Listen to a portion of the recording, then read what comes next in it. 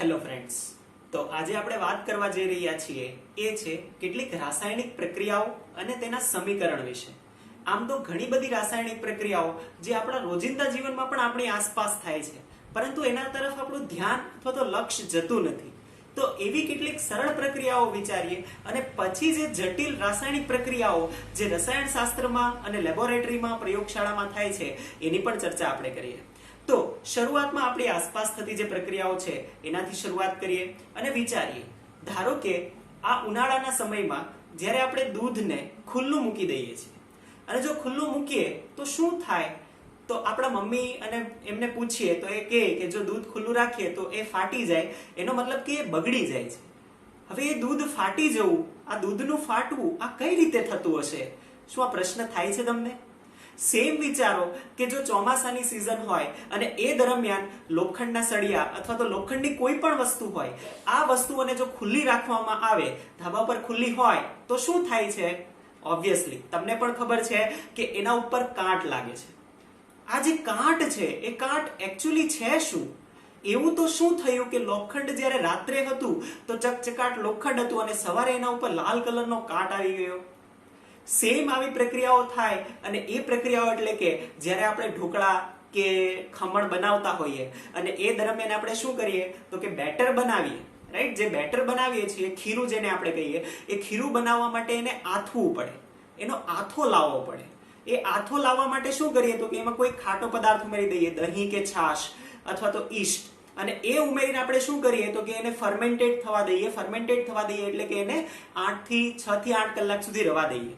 તો એની અંદર આથો આવે અને ઓટોમેટિકલી એ ફૂલે બેટર, અને જેનાથી છે આપણને શું ખબર પડે કે જે ઢોકળા છે એ પોચા થાય છે. હવે આ થવાનું કારણ શું? આથો આવે છે એટલે એકચ્યુઅલી અંદર થાય છે શું? શું આ પ્રશ્ન થાય છે તમને?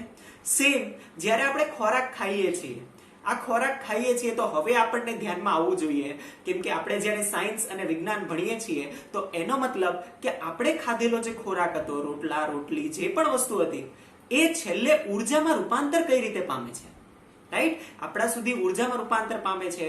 એટલું જ નહીં, એ ઉચ્છવાસ સ્વરૂપે બહાર નીકળીને કાર્બન ડાયોક્સાઇડ અને પાણી બનાવે છે, જે ગ્લુકોઝ કન્વર્ટ થઈને બને છે. તો એ કઈ રીતે પ્રક્રિયા થતી હશે? તો આ આશ્ચર્યજનક પ્રક્રિયાઓ છે. એ જ નહીં, આપણે જે શ્વસન કરીએ છીએ, શ્વસન પ્રક્રિયા દરમિયાન પણ આપણે ઓક્સિજન લઈએ છીએ. માત્ર ઓક્સિજન કઈ રીતે એબ્ઝોર્બ થતો હશે, રાઈટ? માત્ર ઓક્સિજન જ કઈ રીતે સ્વીકારતું હશે?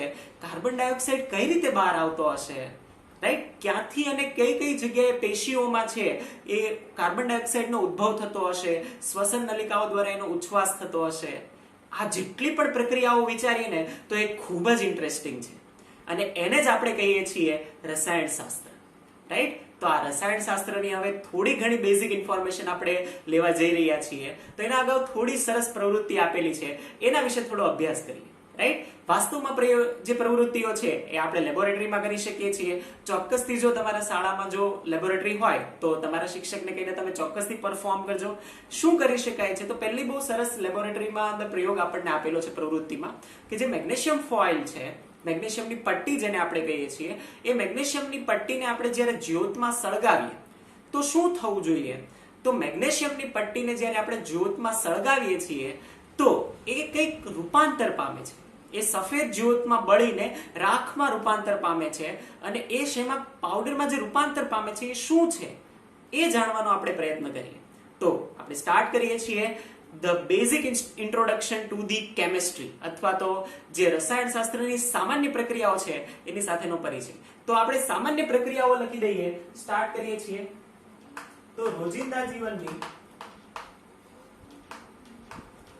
સામાન્ય પ્રક્રિયાઓ આપણે ઘણી બધી કીધી.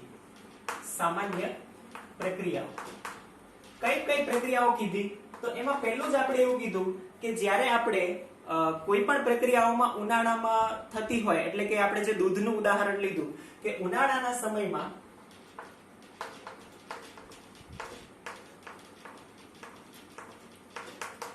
દૂધને ખુલ્લું રાખતા. પછી આપણે એ પણ કીધું કે ચોમાસાના સમયમાં લોખંડની કોઈ પણ વસ્તુઓ છે, સળિયા કે એને ખુલ્લું રાખીએ તો શું થાય? તો ચોમાસાના સિઝનમાં જે લોખંડની વસ્તુઓ છે ખુલ્લું રાખતા. પછી જે ત્રીજી આપણે વાત કરી હતી એ આથવણની વાત કરી તો એ પણ લખી દઈએ કે આથવણની ક્રિયા. તો આપણે ટૂંકમાં ખાલી લખી દઈએ કે આથવણની ક્રિયા, રાઈટ? એ કોઈ પણ પ્રક્રિયા હોઈ શકે. આથવણની તો ઘણી બધી પ્રક્રિયાઓ છે, ક્રિયાઓ. તો એ આથવણની ક્રિયાઓ કઈ રીતે થાય છે? બીજું છે ખોરાકનું પાચન છે. ખોરાકનું પાચન એ કઈ રીતે થાય છે? પછી આપણું જે શ્વસન પ્રક્રિયા છે, શ્વસન પ્રક્રિયાઓ, રાઈટ? આવી ઘણી બધી પ્રક્રિયાઓ છે કે જે આપણે આપણા રોજિંદા જીવનમાં અનુભવીએ છીએ, પણ આપણું ધ્યાન તેના તરફ જતું નથી, રાઈટ? તો આ બેઝિક પ્રક્રિયાઓની આપણે વાત કરી. હવે આપણે સ્ટાર્ટ કરવા જઈએ છીએ કે જે રસાયણશાસ્ત્રની પ્રક્રિયા થાય છે એ, અને એ પ્રક્રિયા એટલે કે જેમાં આપણે એવું કીધું કે મેગ્નેશિયમની પટ્ટીને શું કરીશું આપણે? કે મેગ્નેશિયમની પટ્ટીને જો હવામાં સળગાવવામાં આવે તો આપણે કહીએ છીએ કે મેગ્નેશિયમની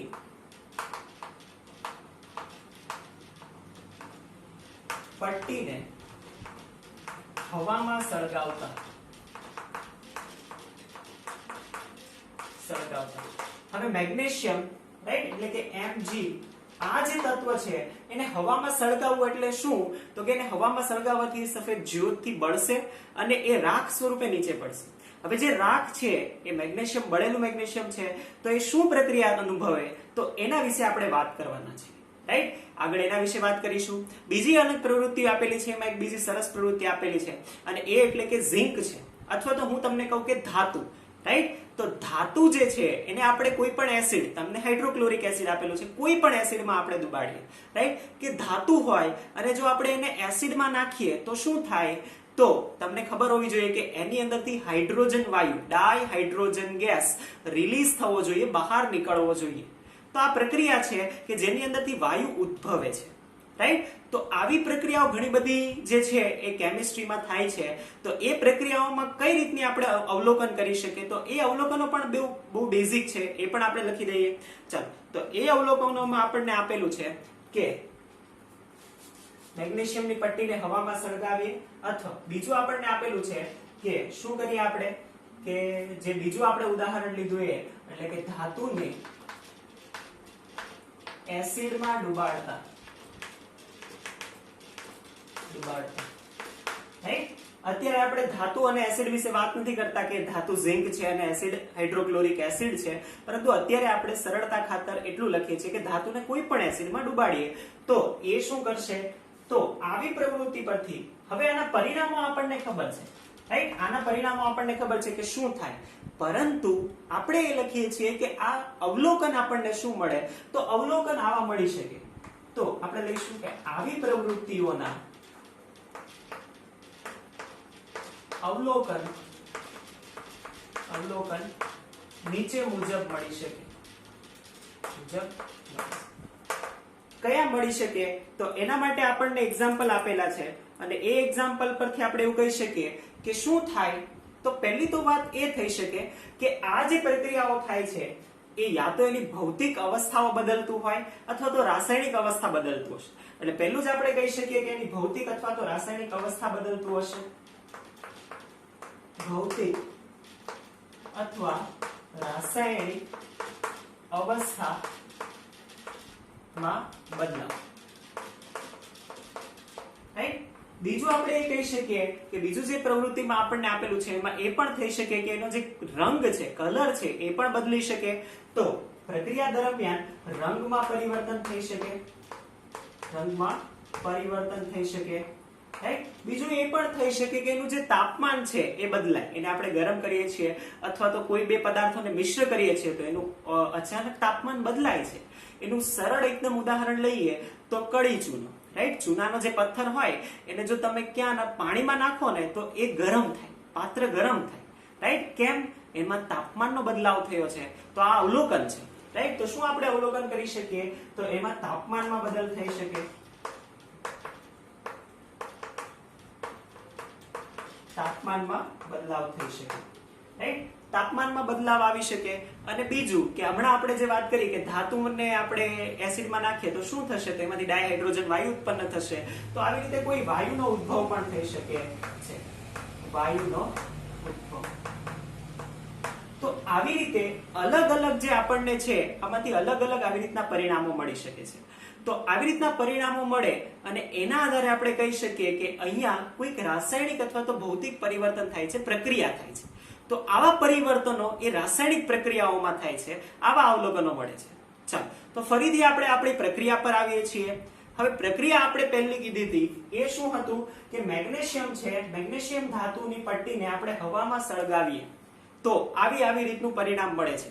હવે જો એને આપણે લિટરેચરમાં કહેવાનું હોય, ભાષામાં તાર્કિક રીતે સમજાવવાનું હોય તો કેટલું અઘરું છે કે મેગ્નેશિયમને આપણે હવાની હાજરીમાં જ્યારે સળગાવીએ છીએ તો એની રાખમાં રૂપાંતરિત થાય છે. એ રાખનું પછી શું છે, એ રાખનું આણ્વીય સૂત્ર અથવા તો એ શું બનશે એ પણ અજ્ઞાત રહે.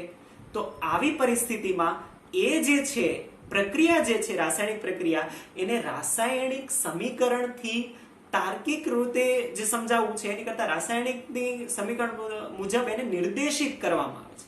તો એ કઈ રીતે કરી શકાય તો એ આપણે આગળ જોઈએ. ચાલો તો આપણે કહીએ છીએ કે રાસાયણિક પ્રક્રિયાનું રાસાયણિક સમીકરણમાં નિર્દેશન કઈ રીતે કરવું એનો અભ્યાસ કરીએ. તો આ બે બંને પ્રક્રિયાઓ છે ને બંને પ્રક્રિયાઓ યાદ રાખજો, રાઈટ? એના પરથી આપણે જોવાના છે. આગળ આપણે વાત કરીએ છીએ રાસાયણિક પ્રક્રિયાનું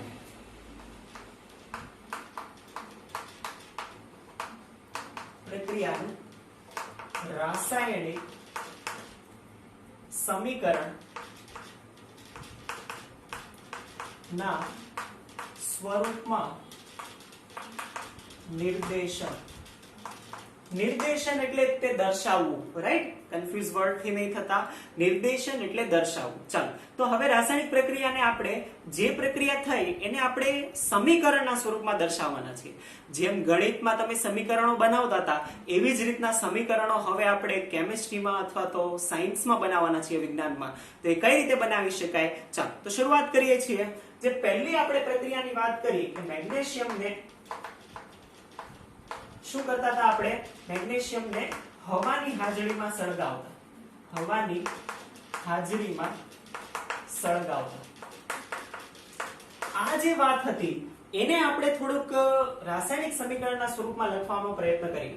હવે તમને 1 થી જે 20 ધાતુઓ છે, તત્વો છે, એ તત્વો તમને ધ્યાનમાં હોવા જોઈએ, રાઈટ? એને અલગ અલગ સિરીઝના સ્વરૂપમાં પણ યાદ રાખીએ છીએ અને જનરલી છોકરાઓ જે સિરીઝમાં યાદ રાખે છે કે પહેલું તત્વ હાઇડ્રોજન થી શરૂ કરીને જે 20મું તત્વ છે કેલ્શિયમ, તો એને કઈ રીતે યાદ રાખી શકાય? તો સરસ ચાવી છોકરાઓ બનાવતા હોય છે, રાઈટ? હા, હી, લી, બે, બો, કા એવી રીતની જે ચાવી છે એ ચાવીથી પણ તમે યાદ રાખી શકો છો. તો એ સરળ રીતે યાદ રહેશે. તો 20 તત્વો તમને અત્યારે યાદ હોવા જોઈએ, રાઈટ? કેમ કે એ ખૂબ જ ઇમ્પોર્ટન્ટ છે આપણને ચેપ્ટર માટે પણ, આગળ અભ્યાસ માટે પણ ધ્યાનમાં રહેશે. ચાલો તો એમાં એક તત્વ છે એ છે મેગ્નેશિયમ. હવે મેગ્નેશિયમની એ સંજ્ઞા પણ આપણને ધ્યાનમાં હોય કે એને આપણે Mg વડે દર્શાવીએ છીએ, રાઈટ? મેગ્નેશિયમ. ચાલો બીજું આપણે કહીએ છીએ હવાની હાજરીમાં સળગાવતા. હવે જ્યારે કોઈ પણ ધાતુને સળગાવીએ છીએ તો હવામાં સૌથી વધારે શું હોય? તો કે સૌથી વધારે છે નાઇટ્રોજન અને ઓક્સિજન. તો જે ઓક્સિજન છે એ સરળતાથી પ્રક્રિયા કરશે. હવે ઓક્સિજનને આપણે O2 સ્વરૂપે જનરલી દર્શાવીએ, રાઈટ? ખાલી O ના દર્શાવે, રાઈટ? O2 સ્વરૂપે જ હોય કેમ કે એનો દ્વિઅણુ હોય. ઓક્સિજનના જે બે પરમાણુઓ છે એ જોડાઈને અણુ બનેલો હોય એટલા માટે O2. ચાલો પછી આ જે સમીકરણ છે એમાં આપણે પ્રક્રિયા તીર દર્શાવીએ છીએ, રાઈટ? આ જે તીર છે, એરો છે, એને આપણે કહીશું પ્રક્રિયા તીર. એ શું દર્શાવે છે?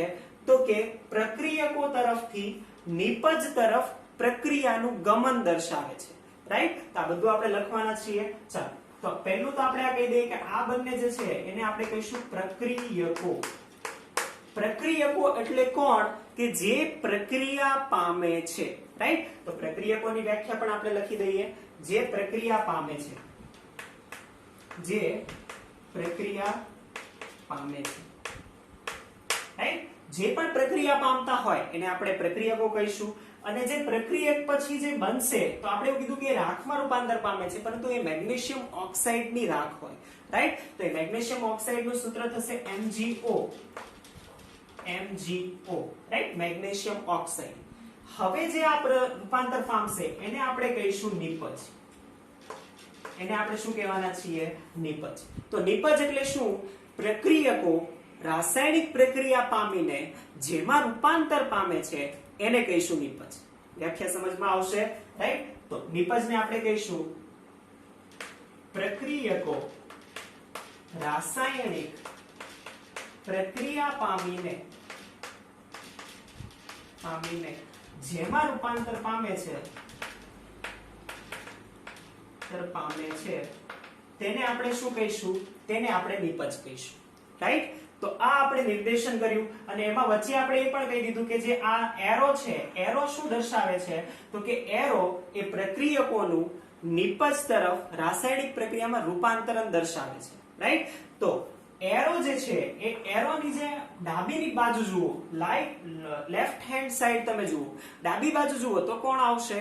તો લેફ્ટ હેન્ડ સાઈડ પર એટલે કે LHS લેફ્ટ હેન્ડ સાઈડ પર કોણ છે? તો કે એરોની ડાબી બાજુ પર હોય પ્રક્રિયકો, રાઈટ?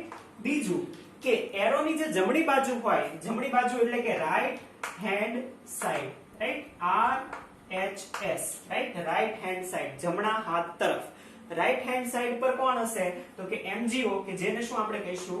નિપજ. ધ્યાનમાં આવશે? તો રાઈટ હેન્ડ સાઈડ પર હશે નિપજ. કે તો આ રીતે આપણે કોઈ પણ પ્રક્રિયા માટે એનું જે પ્રક્રિયા સમીકરણ છે, રાસાયણિક પ્રક્રિયા સમીકરણ, એ આપણે દર્શાવી શકીએ છીએ, જેને આપણે શું કહીએ છીએ? રાસાયણિક સમીકરણ. હવે અહીંયા અગત્યની વાત એ કે આ જે રાસાયણિક સમીકરણ છે એ રાસાયણિક સમીકરણ કેવું છે? તો કે આ અસમતોલિત રાસાયણિક સમીકરણ છે. હવે પાછું નવું આવ્યું કે અસમતોલિત શા માટે અને સમતોલિત એટલે શું? ચાલો, તો અસમતોલિત એટલા માટે કે જ્યારે આપણે વિચાર કરીએ કે આ જે પ્રક્રિયા એરો છે એ એરોની પહેલી સાઈડ પર જુઓ, રિપજની સાઈડ પર તો મેગ્નેશિયમ છે 1, અહીંયા પણ મેગ્નેશિયમ છે 1, રાઈટ? 1 જ છે, આ 1, રાઈટ? ઓક્સિજન અહીંયા છે 2, અહીંયા છે 1. એનો મતલબ કે અહીંયા 2 ઓક્સિજનમાંથી 1 ઓક્સિજનમાં રૂપાંતર થયું. આવું શક્ય નથી. શા માટે? તો તમે અગાઉના ધોરણમાં કદાચ ભણેલા હશો, પણ ના ભણેલા હોય તો અગાઉ પણ ભણવાના જ છો. અને એ એટલે કે દ્રવ્ય સંચયનો નિયમ. રાસાયણિક સંયોગીકરણના નિયમોમાં એક દ્રવ્ય સંચયનો નિયમ આપણે કીધો હતો, એન્ટોની લેવોઇઝિયરે આપેલું હતું. અને એમાં આપણે એવું કીધું હતું કે જ્યારે પણ કોઈ પણ રાસાયણિક સંયોજનો સંયોજાય છે તો એ એટલા જ પ્રમાણમાં નિપજ બનાવે છે. એનો મતલબ શું? કે કોઈ પણ તત્વનું સર્જન કે વિનાશ શક્ય નથી, રાઈટ? તો આ એન્ટોની લેવોઇઝિયરે કીધું હતું કે તત્વનું સર્જન કે વિનાશ શક્ય નથી. પણ અહીંયા તો જુઓ, ઓક્સિજન 2 હતા એમાંથી 1 થઈ ગયો, એનો વિનાશ થઈ ગયો. પણ આવું શક્ય નથી. તો આને આપણે શું કરવું પડે? બેલેન્સ કરવું પડે, સમતોલિત કરવું પડે, પછી સમીકરણ સાચું થાય, રાઈટ? તો જ્યારે તત્વોની સંખ્યા LHS અને RHS માં સમાન ના હોય તો એને આપણે શું કહીએ છીએ? અસમતોલિત રાસાયણિક સમીકરણ કરીએ છીએ અને એને આપણે પછી બેલેન્સ કરીએ છીએ. ચાલો, તો આગળ વાત કરીએ છીએ. આ ધ્યાનમાં આવશે, રાસાયણિક સ્વરૂપમાં નિર્દેશન કરવું. ઓકે,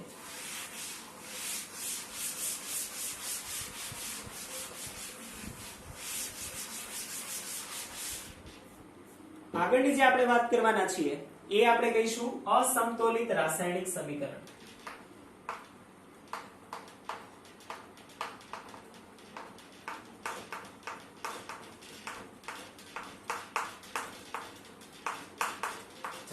પહેલા તો તમને અસમતોલિત રાસાયણિક સમીકરણ ધ્યાનમાં આવી ગયું હોય કે એટલે શું, રાઈટ? હવે આપણે જે બીજી વાત કરવા જઈ રહ્યા છીએ એ એટલે કે આ અસમતોલિત રાસાયણિક સમીકરણ પરથી સમતોલિત રાસાયણિક સમીકરણમાં રૂપાંતર કઈ રીતે કરી શકાય. ચાલો, તો આપણે રાસાયણિક સમીકરણમાં આપેલું હોય કે જ્યારે આપણે રાસાયણિક સમીકરણ લખીએ છીએ અને રાસાયણિક સમીકરણની જો બંને તરફ LHS અને RHS તરફ જો તત્વોની સંખ્યા સમાન ના હોય તો એ અસમતોલિત રાસાયણિક સમીકરણ છે.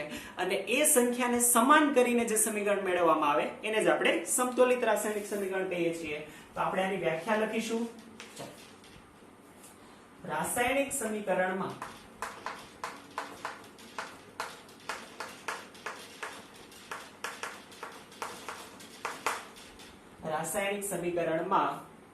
LHS અને RHS માં રહેલા તત્વોની સંખ્યા સમાન ના હોય તો તેને આપણે શું કહીએ છીએ? તેને અસમતોલિત રાસાયણિક સમીકરણ કહે છે. તો હવે આના જ પરથી આપણે સમતોલિત રાસાયણિક સમીકરણની વાત કરીશું. અસમતોલિત રાસાયણિક સમીકરણ તો આપણે લખી જ દીધું હતું. કેવું હતું? તો કે આવું હતું, રાઈટ? મેગ્નેશિયમ હતો અને મેગ્નેશિયમ પ્લસ ઓક્સિજન હતું અને એ MgO માં કન્વર્ટ થતું. આને જ આપણે કીધું હતું રાસાયણિક નિર્દેશન, રાઈટ? સામાન્ય રાસાયણિક નિર્દેશન. હવે આપણે કહીએ છીએ કે અસમતોલિતમાંથી સમતોલિત કઈ રીતે મેળવી શકાય અને એના તબક્કાઓ. તો આપણે સમતોલિત રાસાયણિક સમીકરણની વાત કરી લઈએ. તો સમતોલિત રાસાયણિક સમીકરણ એટલે શું? તો કે અસમતોલિત રાસાયણિક સમીકરણમાં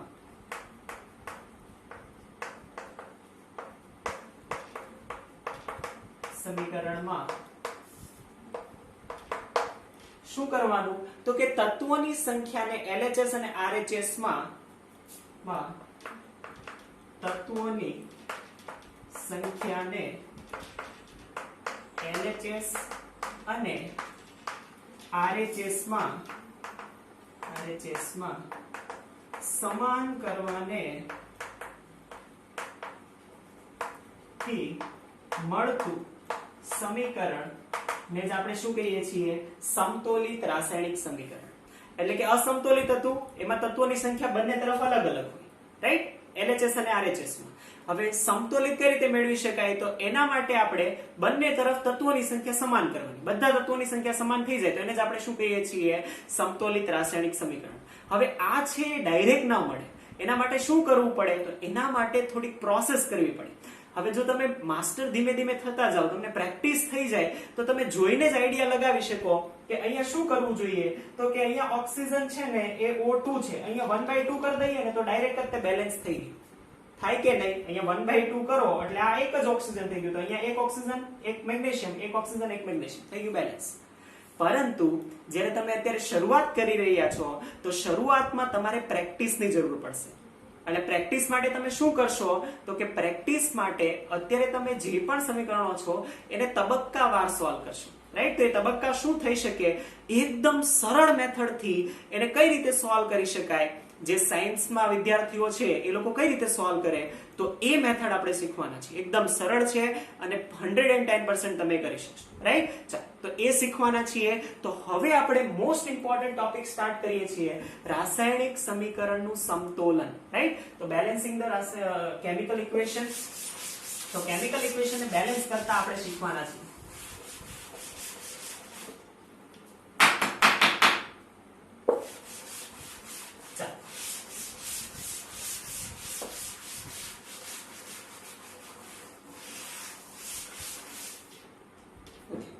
હવે કોઈ પણ રાસાયણિક સમીકરણ હોય અને એને બેલેન્સ કરવું હોય તો કેટલાક તબક્કાઓ છે. હવે જે ટેક્સ્ટબુક પ્રમાણે તબક્કાઓની વાત કરીએ એનાથી થોડા અલગ તબક્કાઓ આપણે ફોલો કરવાના છીએ. મેથડ એ જ છે, એ જ રીતે કરવાના છીએ, રાઈટ? પરંતુ થોડીક સરળ મેથડથી કરવાના છીએ. ચાલો, તો શરૂઆત કરીએ છીએ કે કઈ રીતે કરી શકાય. તો કોઈ પણ એક પ્રક્રિયા લઈ લઈએ કે જેને આપણે શું કરવાનું છે? સમતોલિત કરવાનું છે, રાઈટ? પછી આપણે વધારે ઉદાહરણો એમાં સોલ્વ કરીશું, પરંતુ પહેલા આપણે જે તબક્કાઓ છે એ સમજી લઈએ. ચાલો, તો રાસાયણિક સમીકરણનું સમતોલન.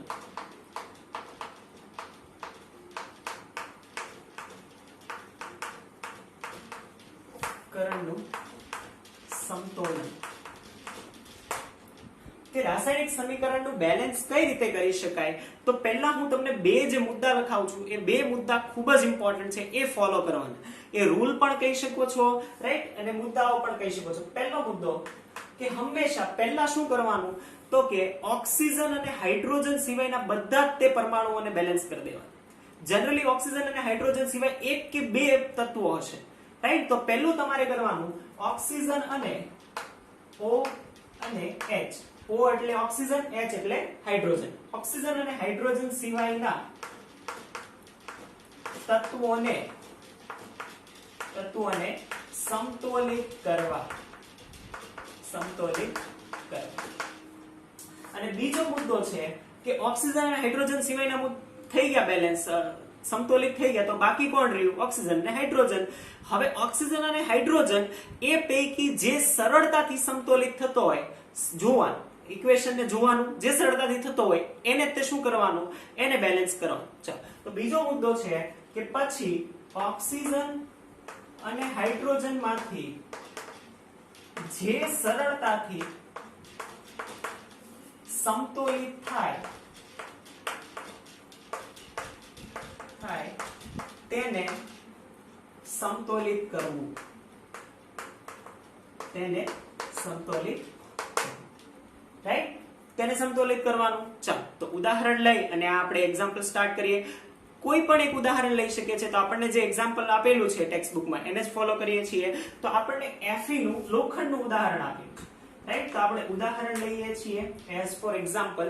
તો આપણને ઉદાહરણ આપેલું છે કે આપણે જે લોખંડ હોય અને જો એ H2O એટલે પાણી લાગે તો એ શેમાં રૂપાંતર પામે? તો એ લોખંડના ઓક્સાઇડમાં રૂપાંતર પામે, Fe3O4. અને મેં તમને કીધું હતું કોઈ પણ ધાતુ હોય એની પાણી સાથે અથવા તો એસિડ સાથે પ્રક્રિયા થાય તો શું ઉત્પન્ન કરે? ડાયહાઇડ્રોજન ગેસ રિલીઝ કરે, ડાયહાઇડ્રોજન ગેસ ઉત્પન્ન કરશે. ચાલો તો આ સમીકરણ થયું. પરંતુ જુઓ આ અસમતોલિત રાસાયણિક સમીકરણ છે તો આને આપણે કહીશું અસમતોલિત રાસાયણિક સમીકરણ. હવે આપણને એક સરસ મુદ્દો કીધો છે, એ ઇમ્પોર્ટન્ટ છે કે જેટલા પણ આ તત્વો છે ને એ બધાને શું કરી દેવાના? તત્વ અથવા તો સંયોજનને બ્રેકેટ કરી દેવાનું, રાઈટ? આ બધાને બ્રેકેટ કરી દેવાનું. શા માટે? કેમ કે એમાં કોઈ ચેન્જ નથી કરવાનું. આને બ્રેકેટ એટલે કરવાના, બોક્સ એટલે બનાવી દેવાના કે એમાં કોઈ ચેન્જ નથી કરવાનું. અહીંયા તમે છંછેડી ના શકો, રાઈટ? બદલાશે શું? એની આગળનો જે સહગુણક છે એમાં તમે બદલાવ કરી શકો. તો સોપાન 1 આપણે કહીશું, સોપાન 1 અથવા તો તબક્કો 1 જે તમને ધ્યાનમાં આવે એ લેજો, રાઈટ? તો તબક્કો 1 અથવા તો પહેલો મુદ્દો આપણે એવું કહીએ છીએ કે બધા તે LHS અને RHS તરફના બધા તત્વ અથવા સંયોજનને બોક્સ કરો. શા માટે બોક્સ કરવાના? કેમ કે એ બદલાતા નથી, રાઈટ? આ મુદ્દાઓ તમારે યાદ નથી રાખવાના, તમારે એટલું યાદ રાખવાનું છે કે કઈ રીતે બેલેન્સ થાય, રાઈટ? ચાલો તો એના માટે આ બે પોઈન્ટ ખાસ ઇમ્પોર્ટન્ટ છે, એ યાદ રહેશે. ચાલો આ બે પોઈન્ટ તમે નોટ કરી લીધા હશે, રાઈટ? આખે ને આખું જેટલું આપણે ચલાવીએ છીએ ને લેક્ચર વાઇઝ એ બધું નોટ કરતા જજો, રાઈટ? તમે જે રફ બુકમાં રફ પેજમાં કરો છો નોટ કરતા જજો તો આગળ તમે જોઈ શકો. ઓકે, તો આ બંને મુદ્દા નોટ કરી લીધા. ઓકે, ચાલો તો હવે આપણે આગળ વધીએ છીએ. આપણું એક સ્ટેપ છે કમ્પ્લીટ થઈ ગયું છે બેલેન્સમાં, અસમતોલિત રાસાયણિક સમીકરણમાં બેલેન્સ થઈ ગયું. હવે બીજા સોપાન તરફ વધીએ છીએ. આપણે આ જ મેથડ થી જશું. આ મેથડ એટલે કે પહેલા ઓક્સિજન અને હાઇડ્રોજન સિવાયના તત્વોને પછી ઓક્સિજન અને હાઇડ્રોજન, રાઈટ? એ રીતે બેલેન્સ કરશું. ચાલો તો આપણી પાસે આ ઉદાહરણ છે અને આપણે રાસાયણિક પ્રક્રિયાનું જે બેલેન્સિંગ છે એ જોઈ લઈએ. ઓકે, તો બીજું જે સોપાન છે એમાં શું કરીશું? તો કે સોપાન નંબર 2. હવે આપણને ખબર છે કોને બેલેન્સ કરવાનું? તો કે હવે બેલેન્સ કરવાનું ઓક્સિજન અને હાઇડ્રોજન સિવાયના તત્વોને. હવે બંને સાઈડ જોઈને મને આન્સર આપો કે ઓક્સિજન અને હાઇડ્રોજન સિવાય કયું તત્વ રહેલું છે? તો અહીંયા છે એક લોખંડ. ચાલો એક તત્વ મળી ગયું, બીજું હાઇડ્રોજન છે, ઓક્સિજન છે. ચાલો અહીંયા એક લોખંડ છે, ઓક્સિજન છે અને હાઇડ્રોજન છે. એટલે કે 3 તત્વો છે આપણી પાસે. એક છે ઓક્સિજન, બીજું છે હાઇડ્રોજન અને ત્રીજું છે લોખંડ Fe, આયન જેને આપણે કહીએ છીએ, રાઈટ? ચાલો તો કોને હવે બેલેન્સ કરશું? પહેલા કોને બેલેન્સ કરશું? ઓક્સિજન અને હાઇડ્રોજન સિવાય. ઓક્સિજન અને હાઇડ્રોજન સિવાયનું કોણ છે? લોખંડ. લોખંડને બેલેન્સ કરવું હોય તો બંને તરફ સરખા કરવા જોઈએ. હવે તમારી જે બુદ્ધિ છે અથવા તો કોમન સેન્સ છે એ વિચારીને જવાબ આપજો તમારી રીતે કે અહીંયા કેટલા લોખંડ છે? 3. અહીંયા કેટલા લોખંડ છે? 1. શું કરું તો આ બંને બેલેન્સ થઈ જાય, બંને સરખું થાય? આ તરફ 3 વડે લોખંડને ગુણવું પડે તો ગુણી દેવાનું, રાઈટ? તો શું કરશું? તો કે આપણે કહીશું LHS માં આ છે એને આપણે 3 વડે ગુણશું તો આપણી પાસે બનશે સમીકરણ કે 3Fe plus H2O it gives Fe3O4 plus H2, right? જો થઈ ગયું, લોખંડ બેલેન્સ થઈ ગયું, આયન Fe થઈ ગયું બેલેન્સ. હવે આ જે સમીકરણ બન્યું એને આપણે કહીશું અર્ધ સમતોલિત સમીકરણ, રાઈટ? આને આપણે કહીશું અર્ધ સમતોલિત સમીકરણ. હવે જેમ જેમ તમે પ્રક્રિયાઓમાં આગળ વધતા જાવ ને, સોપાન 1 થયું ત્યારે સોપાન 1 માં બનેલા સમીકરણને ધ્યાનમાં લેવાનું, રાઈટ. હવે સોપાન 1 થઈ ગયું તો આનું સમીકરણ ભૂલી જવાનું, આને હવે ધ્યાનમાં લેવાનું, રાઈટ. સેમ આગળ વધતા જાવ તો જે બનતું જાય સમીકરણ એને ધ્યાનમાં લેવાનું. તો હવે આને આપણે ભૂલી જશું, રાઈટ, આને ધ્યાનમાં લઈશું. ઓકે, ચાલો તો આપણે આને ધ્યાનમાં લઈએ છીએ, તો આ આપણે કરીએ છીએ ઇરેઝ.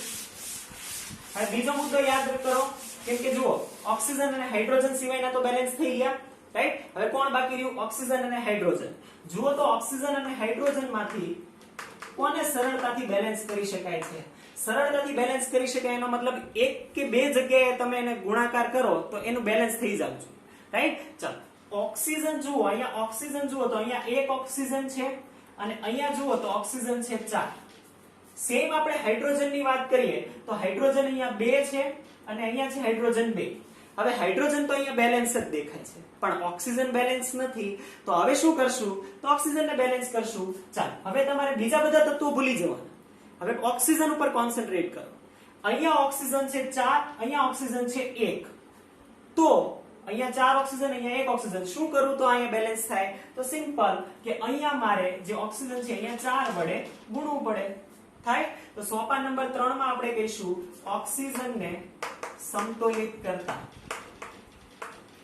શું કરશું આપણે ઓક્સિજનને સમતોલિત કરવા? તો કે આ તો હતું જો 3Fe હતું એઝ ઇટ ઇઝ, અહીંયા 4 વડે ગુણાકાર કરશું તો 4 of H2O it gives Fe3O4 plus H2.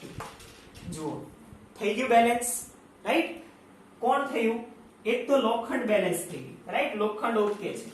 બીજું ઓક્સિજન પણ બેલેન્સ થઈ ગયું. અહીંયા 4 ઓક્સિજન, જો અહીંયા ગુણાકારમાં 4 છે ને, અહીંયા આગળ જે છે ને એને સહગુણક કહેવાય, એને તત્વ યોગમિતિ કહીએ આપણે, પણ અત્યારે તમે સહગુણક ધારો, રાઈટ. તો આ 4 છે તો એનો મતલબ અહીંયા 4 ઓક્સિજન છે અને અહીંયા 4 દુ ને 8 શું છે? હાઇડ્રોજન. આ સમજમાં તમને આવતું હશે. તો અહીંયા 4 ઓક્સિજન છે, અહીંયા પણ 4 ઓક્સિજન છે, તો ઓક્સિજન પણ બેલેન્સ.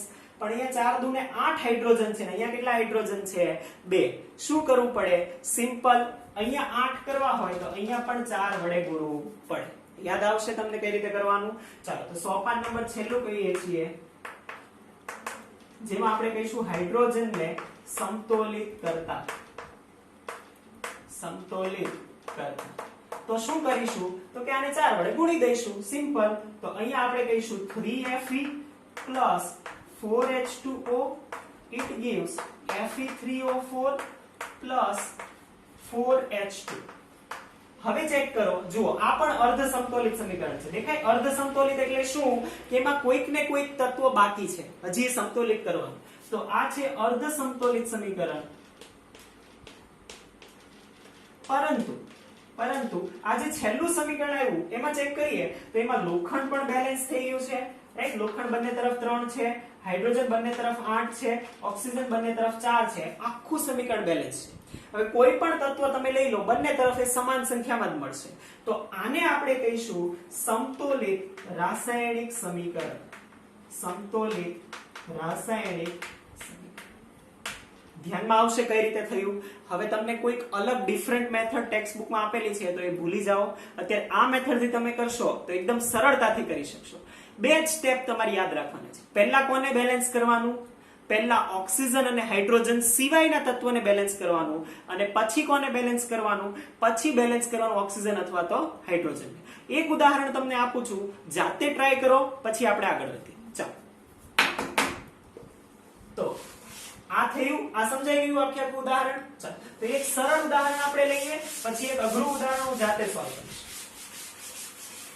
કે ચાલો જાતે સોલ્વ કરવાનો પ્રયત્ન કરશો. કઈ રીતે? તો અહીંયા ઉદાહરણ લખીશું જે હમણાં આપણે લીધું હતું ને, એકદમ સરળ ઉદાહરણ છે, રાઈટ. એનો જવાબ પણ મેં તમને કદાચ કહી દીધો હતો. Magnesium plus oxygen it gives MgO. Magnesium plus oxygen it gives MgO. તો આ સમીકરણ છે એને બેલેન્સ કરવાનો તમે પ્રયત્ન કરો, રાઈટ. જે બધા સોપાન આપણે જોયા ને, પહેલા ઓક્સિજન હાઇડ્રોજન સિવાયના તત્વોને બેલેન્સ કરવાનું, પછી ઓક્સિજન અથવા હાઇડ્રોજનને કરવાનું. તો એ રીતે કરો જોઈએ. 1 થી 2 સ્ટેપમાં તમારું બેલેન્સિંગ થઈ જશે. પછી આપણે આગળના ઉદાહરણો જોઈએ. તો વિડીયોને પાઉઝ કરી દો અત્યારે અને પાઉઝ કરીને સ્ટાર્ટ કરો બેલેન્સ કરવાનું. ઓકે, તો તમે અત્યારે વિડીયોને પાઉઝ કરીને ટ્રાય કર્યો હશે, રાઈટ? ઘણા બધા જે હોશિયાર વિદ્યાર્થીઓ હશે એમણે સોલ્વ કરવાનો પ્રયત્ન કર્યો હશે, અને જેમણે એક્સ્ટ્રા ઓવર સ્માર્ટ છે એમણે પાઉઝ પણ નહીં કર્યું હોય અને ટ્રાય પણ નહીં કર્યું હોય, ચાલ તો આપણે બધા જ માટે સોલ્વ કરી દઈએ છીએ. એકદમ સરળ છે ભાઈ. અહીંયા મેગ્નેશિયમ તો બંને તરફ શું છે? સમાન છે. પરંતુ અહીંયા 2 ઓક્સિજન છે, પરંતુ અહીંયા શું છે? જુઓ કે અહીંયા મેગ્નેશિયમ 2, અહીંયા આપણે ઓક્સિજન કહીએ છીએ 2, પણ અહીંયા એક જ છે, તો અહીંયા 2 વડે મલ્ટીપ્લાય કરવું પડે. તો 2 વડે મલ્ટીપ્લાય કરીએ તો શું થાય? તો કે અહીંયા થઈ જાય ટ્વાઇસ MgO. હવે કોઈકને પ્રશ્ન થાય કે થઈ ગયું બેલેન્સ? નહીં. કેમ? આ અર્ધ સમતોલિત સમીકરણ છે. અર્ધ સમતોલિત. શા માટે? વિચાર. સમતોલિત સમીકરણ એટલે કે બંને તરફ બધા તત્વો સમાન સંખ્યામાં હોવા જોઈએ. તમે ઓક્સિજન તો બેલેન્સ કરી દીધું કે આ 2 અને આ 2, પરંતુ એના લીધે મેગ્નેશિયમ ડિસ્ટર્બ થઈ ગયું, અને મેગ્નેશિયમ અહીંયા 1 છે અને અહીંયા 2 છે. તો હવે મેગ્નેશિયમને પણ ફરીથી તમારે સમતોલિત કરવું પડે, એટલે અહીંયા મલ્ટીપ્લાય બાય 2 કરવું પડે. તો ધેરફોર ફાઇનલ આન્સર મળશે twice of Mg plus O2, it gives twice MgO. આ બેલેન્સ સમીકરણ ધ્યાનમાં આવશે, રાઈટ? તો આ જે સોપાન આપણે લખ્યા હતા ને 1 2 3 4, જરૂરી નથી 4 માં પતી જ જાય.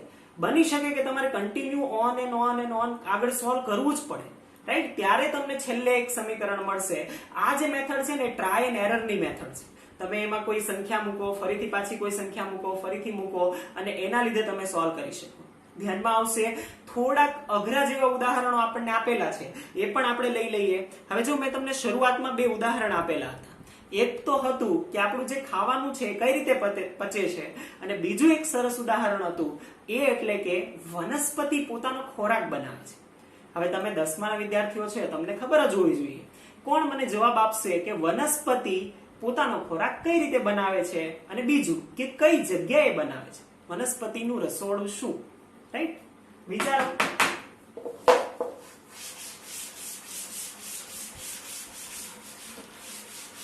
ઓકે, ઘણા બધાને આન્સર યાદ આવી ગયો હશે, રાઈટ? કેમ કે તમે બધા હોશિયાર છોકરાઓ છો. ચાલો, આન્સર તમને ધ્યાનમાં આવ્યો હશે કે વનસ્પતિ પોતાનો ખોરાક કાર્બન ડાયોક્સાઇડ અને પાણી દ્વારા બનાવે છે, અને બીજું કે એ કાર્બન ડાયોક્સાઇડનું રૂપાંતર એ ગ્લુકોઝમાં કરે છે અને ઓક્સિજન મુક્ત કરે છે. અને આ જે પ્રક્રિયા છે એ વનસ્પતિના પર્ણમાં, એના હરિતકણમાં, અને હરિતકણની અંદર પણ ક્લોરોફિલની અંદર થાય છે, રાઈટ? તો ખૂબ જ ઇન્ટરેસ્ટિંગ પ્રક્રિયા છે. હવે આપણે રાસાયણિક સ્વરૂપે એને લખવાના છીએ.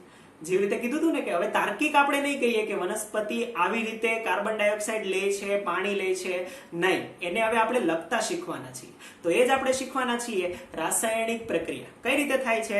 ચાલો તો જોઈએ છીએ.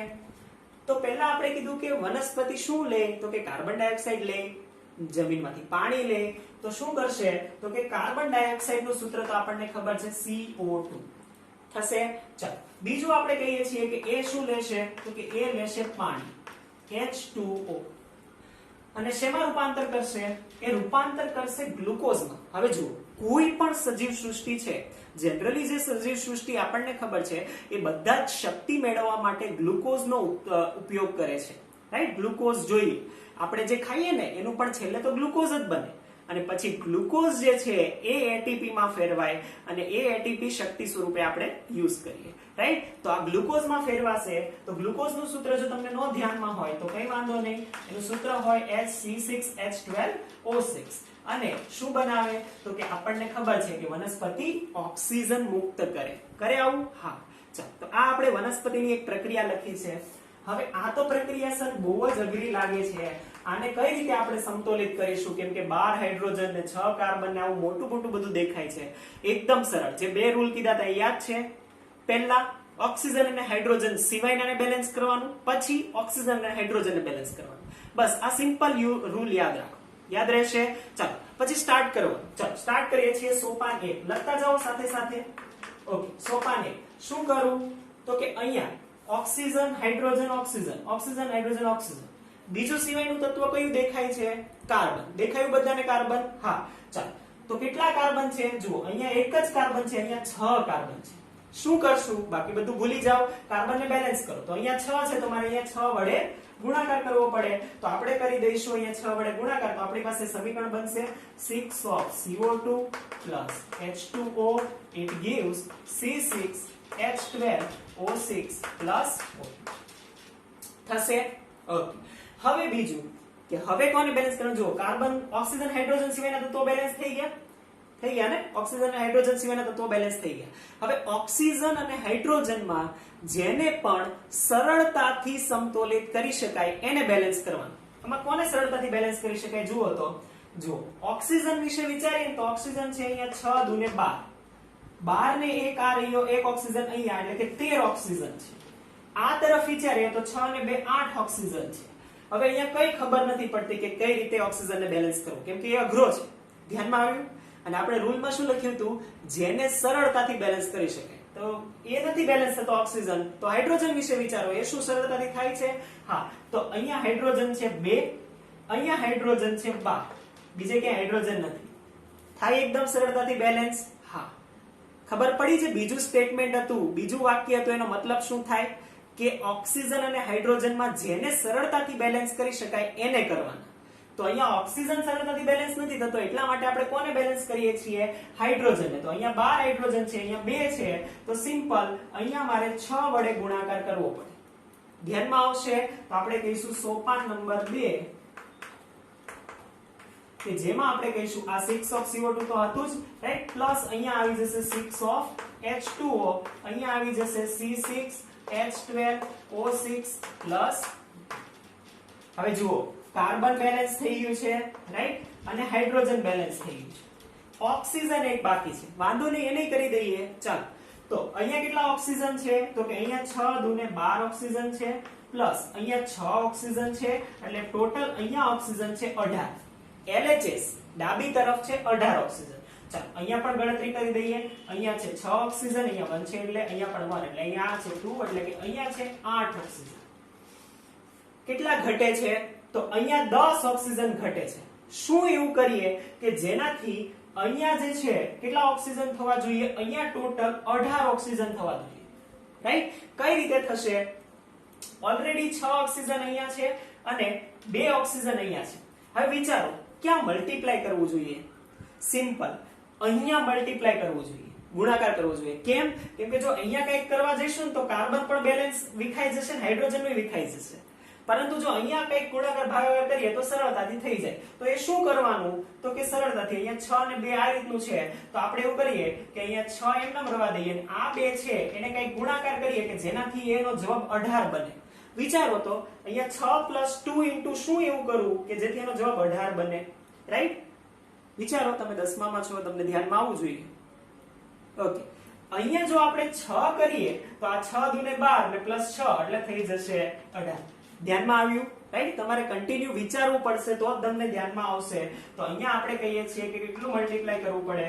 તો કે 6 મલ્ટીપ્લાય કરવા પડે, રાઈટ? હવે જે આ તમને આ પિંક ચોક થી અને આ યલો ચોક થી લખેલું છે ને, એ તમે લખી રાખો નીચે, તો તમને ધ્યાનમાં આવે કે આ કઈ રીતે થયું, રાઈટ? હું ઇરેઝ કરી દઉં છું, તમે તમારા પેજમાં લખી રાખજો. ઓકે, તો બેલેન્સ થઈ જશે. ચાલો, તો છેલ્લું સોપાન આપણે કહીએ છીએ સોપાન 3. શું કરીશું? તો કે આપણે કહીએ છીએ 6 of CO2 plus 6 of H2O, it gives C6H12 અને O6 પ્લસ અહીંયા કેટલા ગુણાકાર કરવાના છે? 6 of O2. ધ્યાનમાં આવ્યું કઈ રીતે 6? ચાલો ગણતરી કરી લઈએ. કેટલા કાર્બન છે? તો કે અહીંયા 6 કાર્બન છે, તો અહીંયા લખીએ છીએ કાર્બનની સંખ્યા, આ તરફ પણ 6 અને આ તરફ પણ 6. પછી શું છે? તો કે ઓક્સિજન. ઓક્સિજન કેટલા છે? 6 દુ 12 અને અહીંયા 6, એટલે કે આ તરફ છે 18 અને આ તરફ કેટલા છે? તો કે 6 અને 6 દુ 12 ને 18. પછી તો કે હાઇડ્રોજન. હાઇડ્રોજન આ તરફ કેટલા છે? તો કે 6 દુ ને 12, તો અહીંયા કેટલા છે? તો કે અહીંયા પણ છે 12. થઈ ગયું બેલેન્સ? બંને તરફ તત્વોની સંખ્યા સમાન છે કે અઘરું? નહીં. ધ્યાનમાં આવશે કઈ રીતે કરવાનું? કે પ્રેક્ટિસ કરશો તો આવડશે, રાઈટ? ચાલો, હજી એક ઉદાહરણ તમને જાતે કરવા આપું છું. સેમ આ મેથડ થી વિડિયોને પાઉઝ કરજો અને તમારા રફ પેજ પર કે પેજ પર પેન્સિલની મદદથી સોલ્વ કરવાનો પ્રયત્ન કરો, પછી હું તમને કરાવીશ. તો આગળનું એક ઉદાહરણ હું તમને આપું છું. થોડુંક સરળ ઉદાહરણ છે, રાઈટ? અને આઈ થિંક આપણે ટેક્સ્ટ બુકમાં આપેલું પણ છે.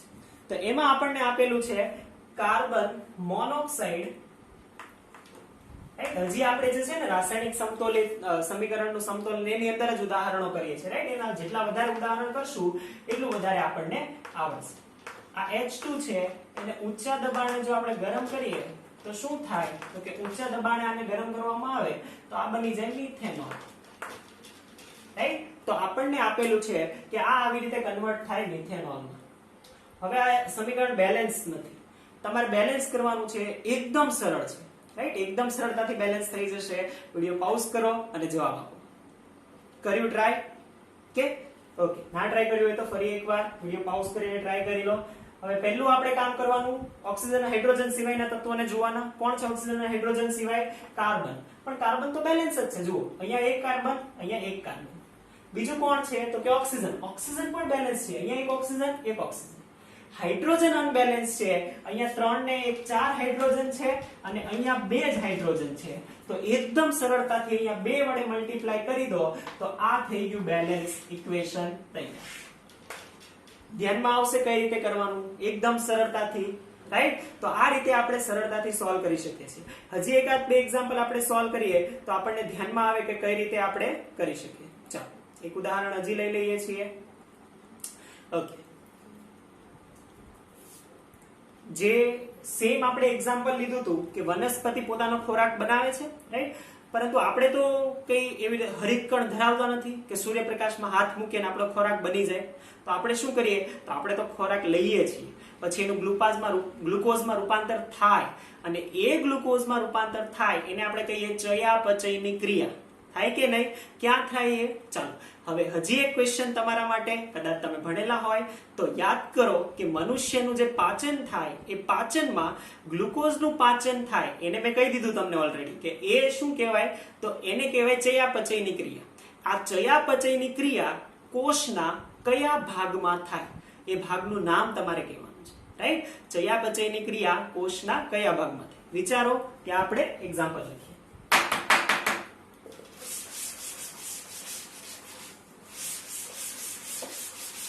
ઓકે ઘણા બધાને આઈડિયા આવી ગયો હશે કોષના અલગ અલગ ભાગો યાદ આવતા હશે રાઈટ એમાં રસધાની ને અલગ અલગ ભાગ યાદ આવતો હશે પણ કેટલાને સ્વેચ્છાયકો કે કેટલાને કણાભ સૂત્ર યાદ આવ્યું રાઈટ કણાભ સૂત્ર જે છે એ કણાભ સૂત્રની અંદર આપણે એવું કીધું હતું કે ચયાપચયની ક્રિયા થાય અને એટીપી સ્વરૂપે ઊર્જા મુક્ત થાય આવું આપણે કીધું હતું એનો મતલબ કણાભ સૂત્રની અંદર એ ગ્લુકોઝનું એટીપી માં રૂપાંતર થાય તો હવે જે પ્રક્રિયા આપણે લખવા જઈ રહ્યા છીએ એ આપણા માટે કહીએ છીએ કે આપણે શું કરીએ તો કે આપણે તો જે ગ્લુકોઝ છે એને ઊર્જામાં રૂપાંતર કરીએ ચાલો તો ગ્લુકોઝ એટલે તો આપણે તો એને રાસાયણિક સ્વરૂપે લખવાના તો રાસાયણિક સ્વરૂપે લખીએ છીએ અને બીજું સૌથી વધારે ઓક્સિજન કોણ લે તો કે આપણે જ લઈએ રાઈટ આપણે શ્વસનમાં ઓક્સિજન લઈએ અને એ ઓક્સિજન આ ઊર્જા બનાવવામાં વપરાય છે ચાલો તો એ ઓક્સિજનની હાજરીમાં થાય અને ઓક્સિજનની હાજરીમાં શું કરે તો કે આપણે જે પણ કરીએ ને એ બધું કાર્બન ડાયોક્સાઇડ જ રિલીઝ કરીએ છીએ રાઈટ એટલા માટે તે જે છે આપણું આસપાસ છે ગરમી વધતી જાય